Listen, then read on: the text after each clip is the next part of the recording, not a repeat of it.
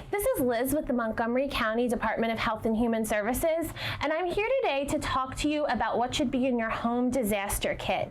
In case of any sorts of weather emergencies, natural disasters, you want to make sure that you have supplies on hand to keep you and your family safe. So one of the most important things that should be in a home disaster kit is making sure there's enough water for your family. You want to make sure that you have a 3-day supply of water, 1 gallon per person per day.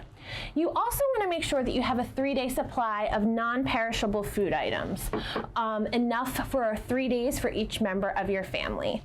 With non-perishable food items, of course, you want to make sure that you have a can opener on hand so that you can eat the food. In case of a loss of power, it's important to have either a flashlight or a battery-powered lantern.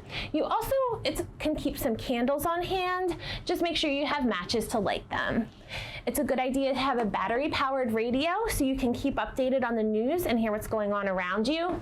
Also a map of the local area in case you need to get anywhere on foot. Always have a first aid kit in your disaster kit. This is a little one, but if you have a bigger family, you can get a bigger one. It's a good idea to have a supply of trash bags and antibacterial wipes to deal with any personal hygiene issues.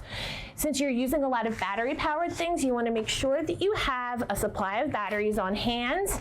If you need to turn off any utilities that may be putting you or your family in danger, you can use a wrench or a pair of pliers. It's also a good idea to have a mask on hand in case of any air pollution issues. And you also want to have a whistle in case you need to signal for danger. You always want to make sure that you're checking expiration dates in your disaster kit and updating these kits based on the changing needs of your family. You also may want to take special considerations for any pets, young children, or older adults who may be in your family. To learn more about home disaster kits, visit ready.gov/kit. Thanks so much and stay safe.